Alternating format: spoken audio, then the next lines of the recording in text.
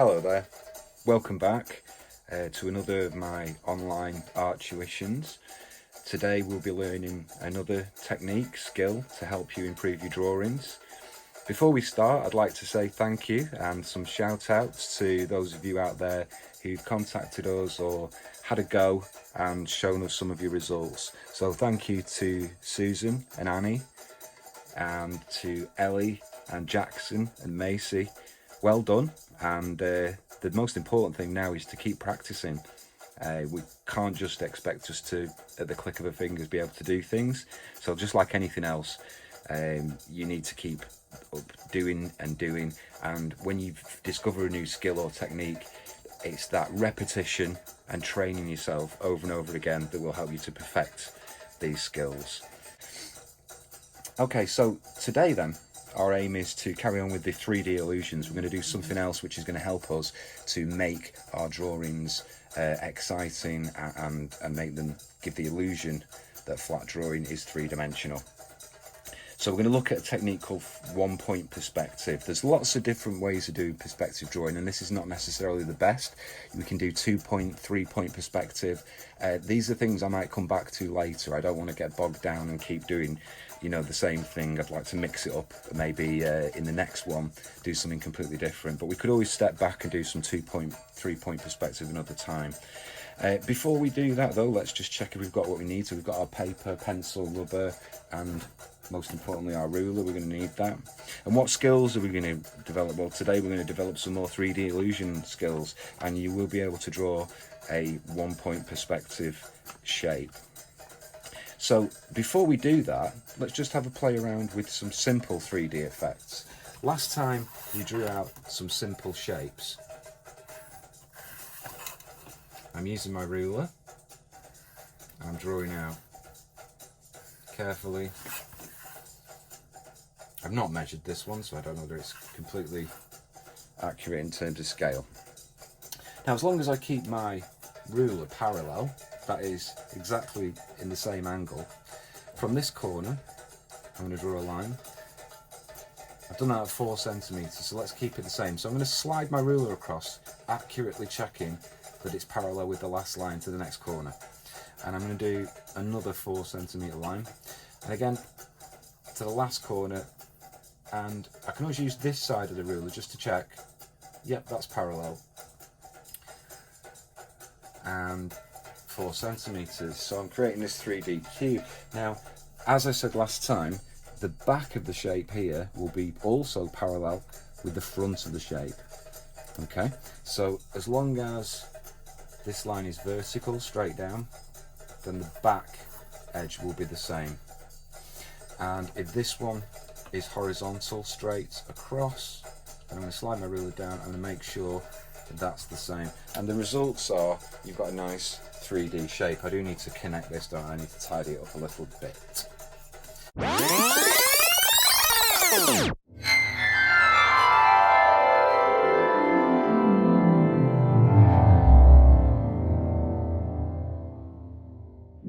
Now we could use the technique you used last week, and this will be a lot more effective and look much more realistic than the flat shapes we did last time. So if we say again that our light source, our sunshine, is coming from here and the light is coming in this direction, then we can quite happily assume that this side will be much lighter than these two. These two will be hidden away. So again, maybe I need to practice first. I'll just do a warm up, pressing on hard, and then gradually, very slowly, easing away until we're left with a nice soft fade. And if we've got bands like there, I don't think I did that particularly well, then we need to just, you can do that many times, you can keep practicing that until you feel ready and feel confident.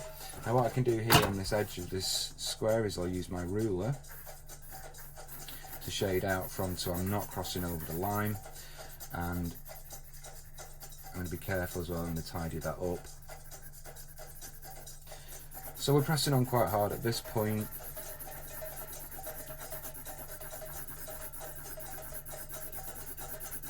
Notice how I'm not doing a good job here, I'm not fully shading to the edge, but that's because I know that I would go over the line, so I can bring that back in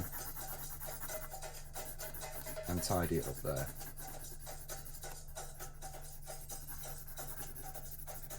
Okay, and similarly as well, this line here will protect with the ruler.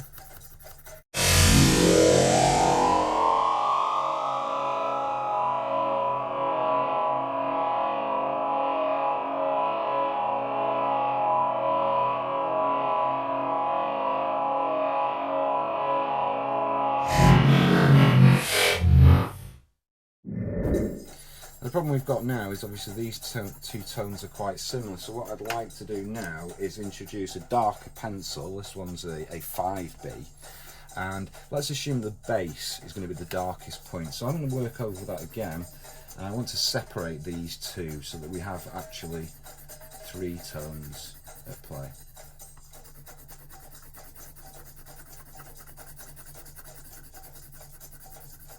Pressing on quite hard because I want quite a dark tone for this side of the shape. Okay, and that's certainly separating it out. Now, just to finish off there, just to give a nice effect, let's use that shading technique. So let's do this right. I'm going to use my ruler. I'm going to press on quite hard again.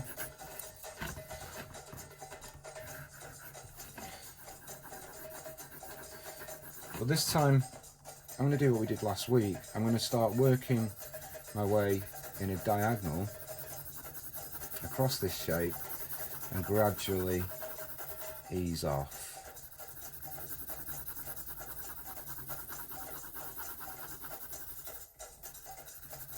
I'm not too concerned about that, I can just get rid of that. Right, it's gone over. And there we've got a nice 3D illusion. Okay, obviously you can do this with other shapes. For example, if I was to roughly sketch out a circle and try and do one the same size here. What might be a good idea is, if you're not confident about doing circles, because let's face it, they're difficult, you could template those. You could find something, a small container or something, bottle or something to draw around. But for the sake of this one anyway, I'm going to just bold outline the outside to here. And with this one, I'm going to go all the way around. Just get rid of my construction lines, so those lighter, sketchier lines from before, from the start. Okay, and then what I can do here is I can create either a straight cylinder, like so,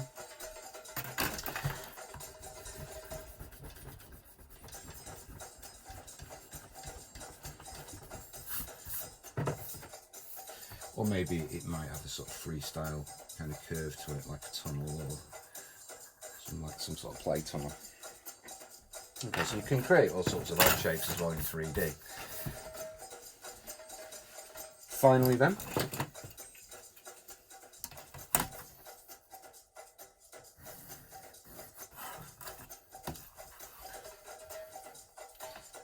so this line is 8 centimeters.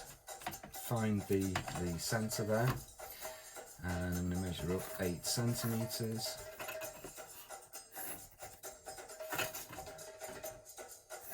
Okay, so get rid of my construction. And I can do the same thing as I did, I can repeat what I did with the cube at the start. So I'll choose an angle and just make sure that all of these lines are parallel with each other. The front and back are parallel. Notice how I slide the ruler from the front line to guide me into the right place. And of course here as well, the front is parallel with the back of the shape. Okay, and we have another 3D shape. You can then use the shading technique again. Just let me show you in terms of the keeping parallel lines, why that's so important. Here's one that I'll do wrong, and then you'll be able to look at the difference. So going back to the cube, so I'm going to compare this cube I'm drawing now with this first one. So I said that what we need to do is ensure that these corners are all parallel, that is, they all go in exactly the same way, and we can use this sliding ruler to check that. If we don't do that, okay, if we send these off wherever we like, then when we try to, and the back should be parallel as well. Let's see what happens if I don't do that as well. Let's take those construction lines away, and certainly your left grid a skewed, strange shape. It's not correct if you compare it with the original. One point perspective then. Let's have a look at trying a 1 point perspective drawing. The first thing we'll need is a horizon line on the page, and that is to represent as far into the distance as you can see. So it's creating this illusion that you're looking through space through the paper. Now I want to create a horizon line somewhere around here, so about maybe a third of the way down from the top of the page. It can sometimes be difficult to weigh up where to put it, and you can end up with a wonky or drunk horizon if you don't measure it out. So a good idea is perhaps to marker, let's measure this down. I'll let you decide how far down, and then if I join these together, then I know that I've got a balanced, a straight horizon line. So this is our horizon, and it's as far as we can see. And what we're looking for now is to fix a vanishing point to send all of our shapes to, where they're going to vanish into the distance. So let's, on the horizon line, let's select a vanishing point, say here.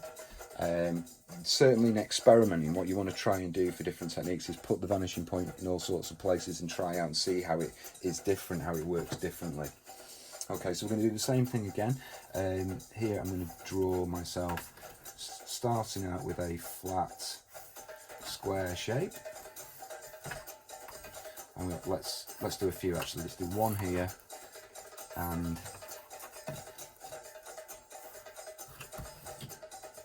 obviously this will look more accurate if you take your time and measure these so they're exactly the right size that you want them. And what we're going to do is we're going to go from each corner that is facing the vanishing point, so not this one that's over the other side. 1, 2, 3, 1, 2, 3. We're going to connect these corners to the vanishing point, all to the same vanishing point. Using our ruler, 1, 2, and I'm being very light with my pencil because these lines will go later.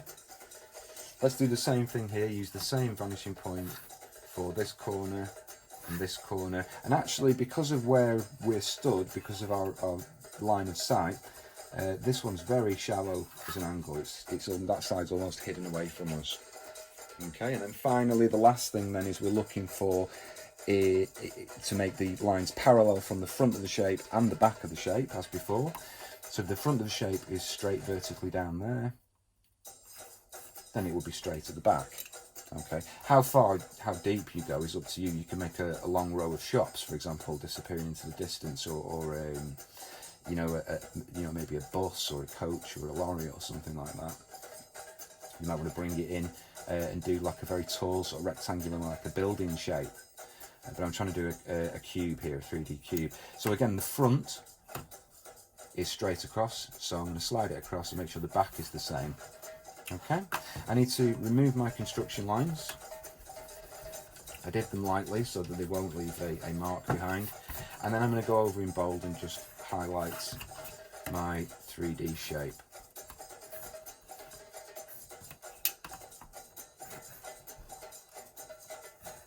Be very careful to try to stick to the lines that you've created using the vanishing point, and there you've got a much nicer, more realistic 3D cube. Let's do the same thing here. So as I said, this is a very slight angle, so we're barely going to see this side, and then this back edge is parallel. Look, it's parallel with the front.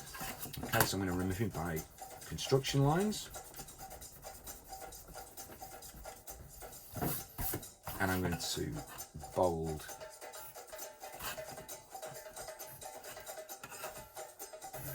my shape.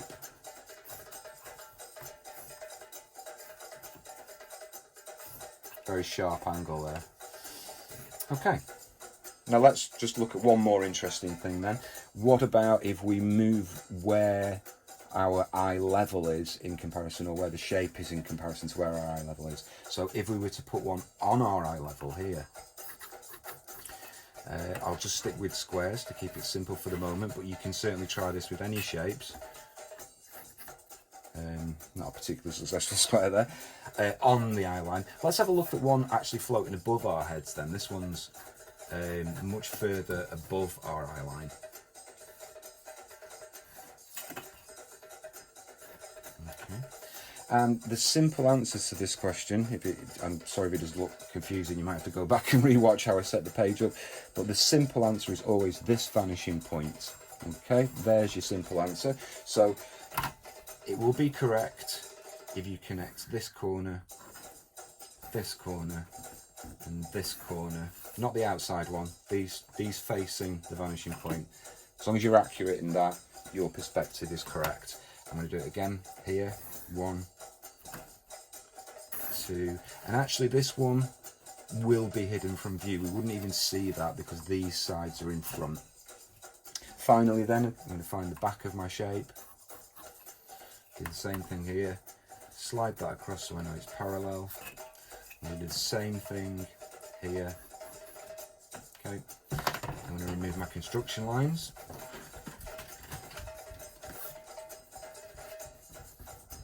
Obviously you won't want to spend all of your life just drawing 3D cubes, but this is a way of using these cubes to construct drawings if you were to try to, for example, do an interior or some furniture within it, and you can use this just to create a guideline really to help you with drawing that more realistically. So to finish off then, bolding outline these, and then of course you can then use your shading skills that you already have, that you've practiced over and over again and become an expert at, and you can use that dark to light, those varying tones, select your light source, okay, and then away you go. And that is 1 point perspective, at least with cubes. So have a go, enjoy yourself, don't get too frustrated with yourself if it doesn't work first time, and do notice as well that your shape will look very different depending on where you place it. If you do try a shape very close to the vanishing point, it will probably look a little bit distorted. Don't worry about that.